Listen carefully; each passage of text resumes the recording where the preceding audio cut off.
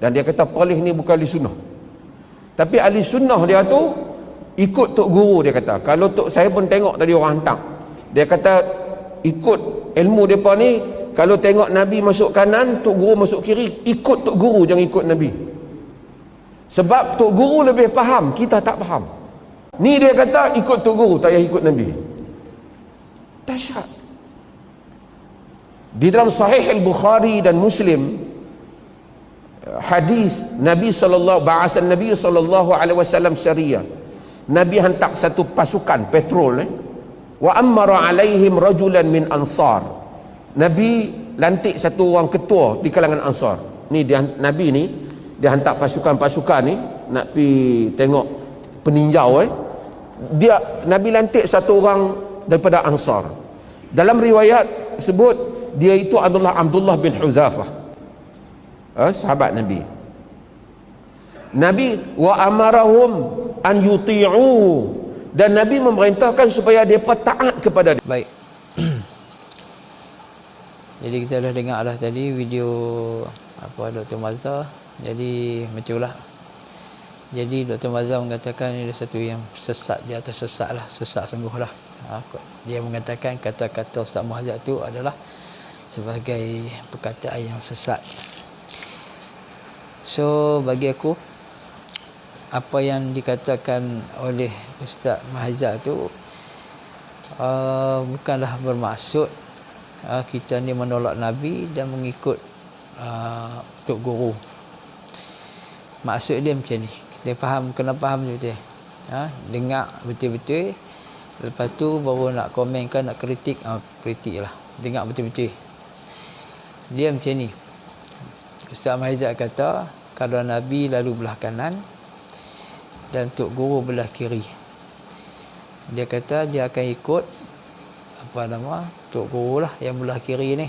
Dia kata ulama. Baik, maksud dia macam ni. Bukanlah yang dimasukkan Nabi yang ke kanan tu batang tubuh Nabi tu. Maksud dia Nabi tu adalah hadis sahih.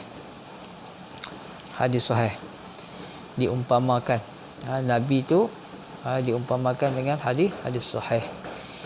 Yang tok guru tu, maksud tok guru tu ialah ulama-ulama yang faham hadis. Yang ni tok guru daripada alim ulama yang memahami, yang faham hadis. Kita nak ke kanan ataupun nak ke kiri tu, kita ni sebagai orang awam. Jadi kita faham Ustaz Muhazzab punya maksud dia macam ni. Kita sebagai orang awam, bila kita tengok satu hadis yang sahih, kita tengok hadis sahih dengan kita tengok terjemahan semata-mata, kita tidak ada ilmu untuk memahami satu hadis itu, kita kena ikut siapa? Kena ikut ulama. Walaupun kita ada nampak dalam hadis ni amalan dia macam ni, sedangkan ulama buat macam ni, mungkin ada tak sama. Dalam hadis sahih kata macam ni, yang diamalkan ataupun yang difatwa ataupun yang dihukum ataupun pandangan ulama ni yang berlawanan dengan hadis sahih. Jadi kita nak ikut mana? Jadi kita kena ikut, Ustaz Muhazzab kata kena ikut ulama lah. Jadi bukanlah bermaksud tolak Nabi. Tolak Nabi, ikut ulama. Yang ulama kita nak ikut, tok guru yang kita nak ikut pun bukan tok guru macam ayah pinah. Tu kena ingat. Tok guru yang kita nak ikut ni betul-betul alim tentang hadis tersebut. Jadi kita ikut ulama tadi.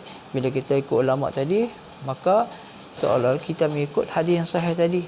Kenapa kita tak ikut secara terus? Sebab kita orang awam, kita tak faham hadis tu macam mana. Kita faham dengan terjemahan saja. Baik. Contoh yang aku boleh bagi, contoh. Ada hadis sahih dalam Bukhari yang menunjukkan bahawa Nabi SAW kencing berdiri, tak belah kanan. Hadis sahih. Belah kanan, kita letak belah kanan, hadis sahih. Yang menunjukkan bahawa Nabi SAW kencing berdiri. Belah kiri kita tengok ulama tok guru kita ataupun ulama, mereka mengatakan bahawa kencing berdiri makruh dan bukan sunnah. Macam mana? Dia kata makruh, ulama kata